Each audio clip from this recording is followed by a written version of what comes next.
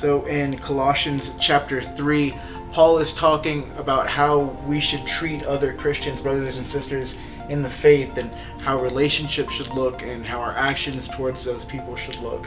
And he gets into how our actions to others should look as well. Towards the middle of the chapter in verse 17, Paul says, "And whatever you do, whether in word or deed, do it all in the name of the Lord Jesus, giving thanks to God the Father through him." Such a small verse with huge implications, I think. I think this verse right here helps give purpose and meaning and kind of like a confidence boost to the most mundane of things. It makes me think of the work day that we just had. The church has left the building.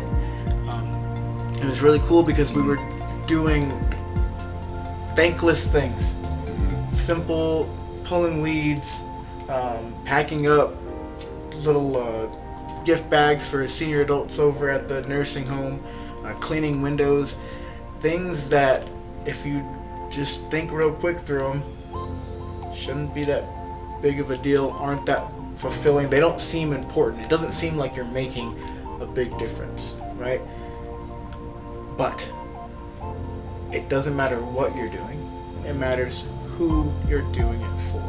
So we can take these things, and by giving God the glory for the fact that they're being done, we're helping somebody, right? And to give God the glory back, it makes those little things huge. What these guys didn't see was from the standpoint of what we get to see, and that is the people that were served.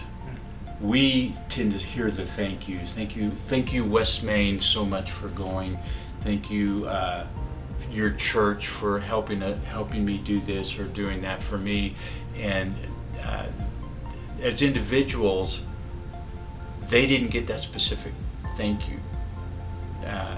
But the thank you coming to the church, ultimately, it was God that was being thanked, and that's the point, right? That's the whole point. And these guys didn't do this for you or for me. No. They did it for as a service. And to connect that to what you could be going through today, or what you probably go through a lot of days, is I think of some of my experiences in the Philippines. Any day, no matter where you're at, it's easy to become overwhelmed by anything, by whatever problems you have going in your life. They're your problems, they're real, and they're big. It's very easy to become overwhelmed by that, and sometimes it's easy to think that you can't make a difference, right? You think, I'm doing this little thing for someone, but there's so much more that needs to be done. I don't even want to try to do this, right? Because it doesn't seem worthwhile. Yeah. I remember I ran into that really hard my first time over to the Philippines, and a pastor friend of mine, I was really upset because we were feeding these people, right?